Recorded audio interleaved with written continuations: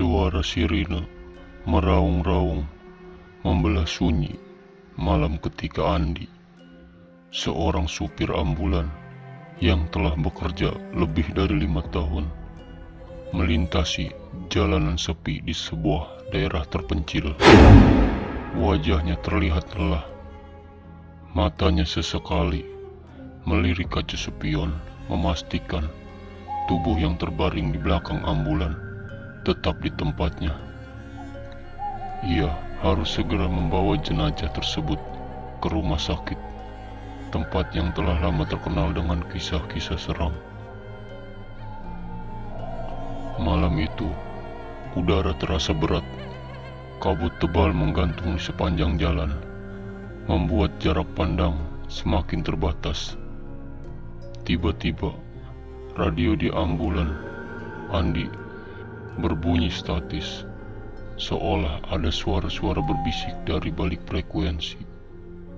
Ia mencoba menyesuaikan volume, tetapi suara itu semakin keras, seakan ada yang ingin berbicara. "Halo?" Suara Andi bergemetar. Tak ada jawaban, hanya suara aneh yang makin lirih hingga akhirnya lenyap begitu saja. Andi menelan ludah, melanjutkan perjalanan dengan perasaan tak enak. Suasana mencekam malam itu semakin menggelisahkan saat angin dingin menerpa lehernya dari arah belakang, meskipun semua jendela sudah tertutup rapat.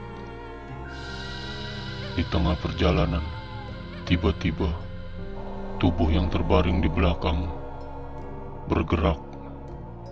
Andi terkejut, matanya terbelalak saat melihat siluet seseorang duduk di belakang, menghadap lurus ke arahnya lewat kaca spion. Wajah jenazah itu pucat, matanya melotot tanpa ekspresi, seakan mengamati setiap gerakan Andi. "Andi, bawa aku pulang. Jangan tinggalkan aku di sini." Suara parau keluar dari mulut jenazah itu, seolah memerintahkannya. Andi panik, napasnya semakin cepat. Ia mencoba mengabaikan suara tersebut dan mempercepat laju ambulans, berharap ini hanyalah halusinasi akibat kelelahan. Tapi semakin ia berusaha melupakan, suara itu semakin keras, memenuhi ruang ambulans dengan desakan yang mengerikan. Rasa dingin menjalar di seluruh tubuhnya dan keringat dingin membasahi dahinya. Tiba-tiba ambulansnya berhenti mendadak, mesin mati tanpa alasan jelas, dan Andi tidak dapat menyalakannya kembali. Kegelapan melingkupi sekitarnya. Di luar, kabut semakin tebal, menutup pandangan ke segala arah.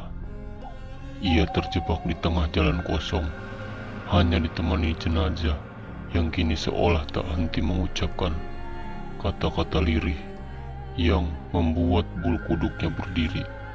Dengan gemetar, Andi menoleh ke belakang, dan kini sosok itu tidak lagi terbaring. Tubuh yang tadinya tertutup kain putih telah berdiri dengan mata kosong mengarah tepat padanya. Wajahnya menghitam, mengerikan, dan dari mulutnya mengalir darah pekat.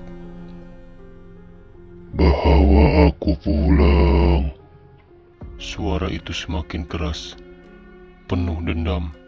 Andi merasa tubuhnya kaku, tak mampu bergerak.